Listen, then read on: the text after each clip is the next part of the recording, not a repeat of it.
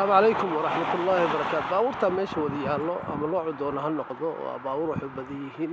beeca dabcan qaarkood waa second hand gacanta labaad qaarna waa qaar iska cusub oo maaragtay u baahan marka kambaniyadu way tiro badan yihiin kambaniyaas halka ku yaala lamida asagana oo inta badan caan ah qofka baabuur raba uu ka heli karo rag dhalinyaro fiican ay joogaan oo maaragtay si fiican kuu soo dhaweynayo marka talooyinkan bixinaa waxay tahay baabuur haddaa gadanayso fadlan waxaa isku daydaa gaari haddaa iibsanayso oo hooyo tahay ama gabar tahay nin ha ku soo raaca ama qof baabuurta yaqaana ha ku soo raaca sababtan saasuu leeyahay waxaa waaye haddii qof ku soo raaco baabuurtaada aqoonin waxaa waaye baabuur iska fiicneena lagaa iibin dhibaatooyin badan baa la kulmaysaa ma fahamtay marka waxaan talooyin ku bixinaa waxaa waaye marka baabuur iibsanayso qof baabuur xirfad leh ha kaa fiiriyo gaariga waxaa ku leedahay inaad proof test ku samayso soo wada soo wareejisa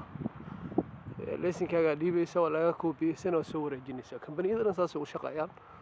marka insha allah waxaan ku leeyahay ha iibsan baabuur dabcan adigoo test garaynin marka qiimaha iyo pricekana waa inaad ka wada hadasho haddii qof dumar tahay rag sii kaxayso inta badan garaashada waxay isku dayaan dumarka inay marsadaan oo macnaha waxaan ka wadaa inay dabcan u arkaan dumar ahaan ay dhahaan wax badan ma oga camal ma fahantay marka qofka kula socda insha allah ninka ragga raacayna waxaa lagaa rabaa dee gabdhaha inaad ka gorgoriso si fiican ugala hadasho baabuurka wallet le usoo qaado ma fahantay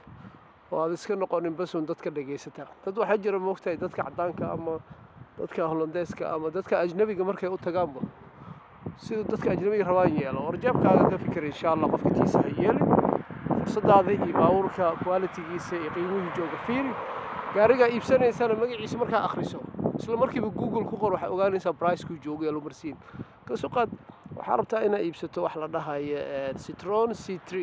C3 meeqa ka joogtaa google kuu sheega price waxaa laga yaabaa inuu yahay 2,000 ilaa 3,000 intuu dhexaysa marka qiimahaas haddaa ogta dib u dhaho 5,000 ha yeelin marka insha allah talooyinka ku siina waa saas